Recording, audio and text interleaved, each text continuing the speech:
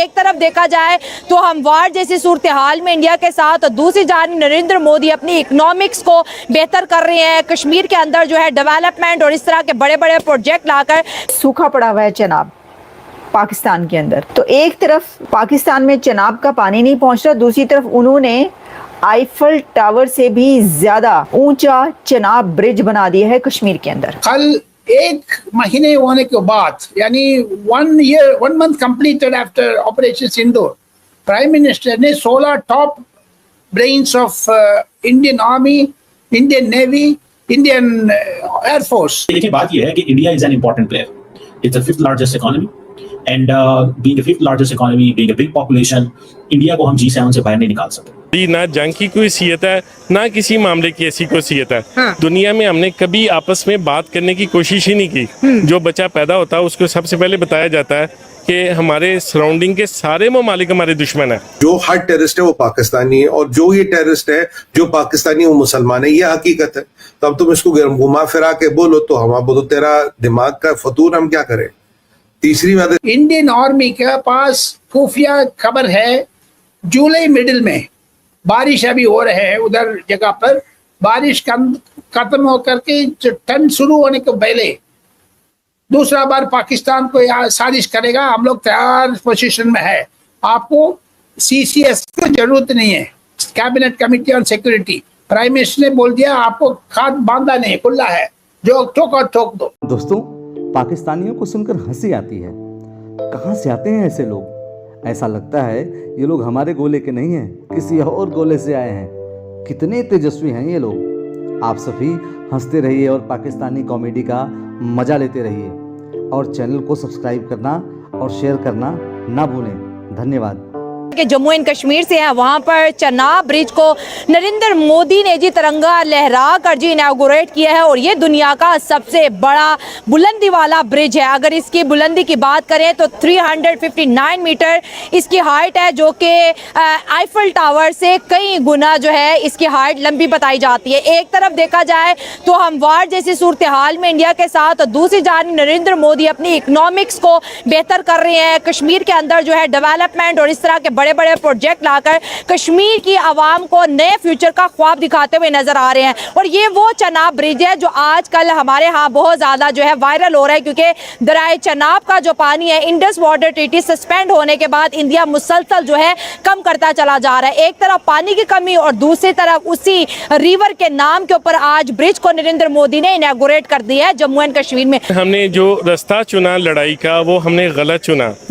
हमारे यहाँ पे एजुकेशन का लेवल उनसे कंपेयर कर लें, जंग तो असल यही है कि आपका मुल्क की एजुकेशन का लेवल क्या है, उनका क्या है। हमारे बच्चे यूरोप में जाते हैं घर बार बेच के, कंटेनर में जाते हैं, जाके डिंकी लगाते हैं, सारा करते हैं। ये ऐसी सिचुएशन आई क्यों? हमारा एक अच्छा मुल्क था, जो चीज़ें मुकाबले की थी वो हमने नहीं की, जो मुकाबले की नहीं थी हमने दुनिया को एक स्पेस प्रोवाइड की कि हमारा इलाका आके अपने वेपन टेस्ट किए जाएँ। इससे ज़्यादा हमारी ना जंग की कोई सीयत है, ना किसी मामले की ऐसी कोई सीयत है। हाँ। दुनिया में हमने कभी आपस में बात करने की कोशिश ही नहीं की। जो बच्चा पैदा होता है उसको सबसे पहले बताया जाता है कि हमारे सराउंडिंग के सारे ममालिक हमारे दुश्मन है। अफगानिस्तान से लेके, इंडिया से लेके, ईरान से लेके सारे। अच्छा। ये हम बच्चों को गलत स्टार्टिंग करते हैं। हमारी सबसे पहले कमी जो है वो कम्युनिकेशन की है। अच्छा। मोदी आज है कल नहीं है, सही बात। हम तो इधर ही हैं, वो भी इधर ही है। हमने मुल्क तो इधर ही है ना? मुल्क इधर ही है। हाँ। हमारे लोग इधर, ये एक ही मुल्क था 1947 से। मैं 1947 के बाद 73 से पहले पैदा हुआ। अच्छा। मेरा वही मुल्क है, वतन है जो बांग्लादेश था, लेकिन मुझे पढ़ाया गया कि बांग्लादेश हमारे मुल्क से अलग हो गया। पहले मैंने कभी नहीं देखा कि नरेंद्र मोदी साहब अपनी स्पीच स्टार्ट करें ओम और जय माता दी के उन्होंने नारे लगवा दिए वहाँ पर। वैसे तो ठीक है, कोई भी लगवा सकता है, लेकिन मोदी साहब नहीं लगवाया करते थे इस तरह, लेकिन उन्होंने स्पीच के स्टार्ट में ये सब किया है। अब उनकी स्पीचें जो है ना वो काफ़ी काफ़ी डिफरेंट हो गई हैं। अच्छा जी, उन्होंने ये कहा है कि जो हमसाया पड़ोसी है वो विरोधी है टूरिज़्म का, वो विरोधी है एजुकेशन का, वो विरोधी है गरीब आवाम को खुशहाली देने का, और इस तरह की बहुत सारी बातें। अब देखें ये तो वो विरोधी कौन है और वो किस हमसाई की तरफ इशारा कर रहे हैं ये तो आपको बखूबी जानते होंगे, मुझसे भी ज़्यादा आपको पता होगा, लेकिन ये कह दिया उन्होंने।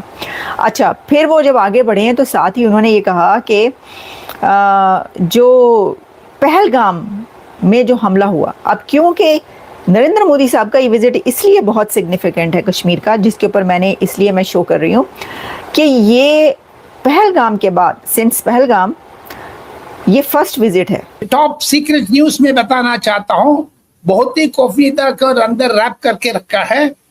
प्रधानमंत्री का कल 1 महीने होने के बाद, यानी 1 मंथ कंप्लीटेड आफ्टर ऑपरेशन सिंदूर, प्राइम मिनिस्टर ने 16 top brains of Indian army, Indian navy, Indian air force, कौन इसको संबंध में, इनफैक्ट 3 विमेन पायलट्स को भी बुला लिया, राफेल पायलट्स को, राफेल पायलट्स। कितना मैंने किया, 1 month of collection of data, जितना भी डेटा हमको मिला है वो सबको इकट्ठा किया, एक्शन टेकन रिपोर्ट भी तैयार कर लिया आर्मी ने, वो प्रधानमंत्री को प्रेजेंटेशन दिया है।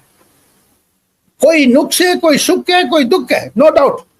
इतना बड़ा वार में कोई ना कोई ठोकेगा, लेकिन हम लोग ये कर दिया है।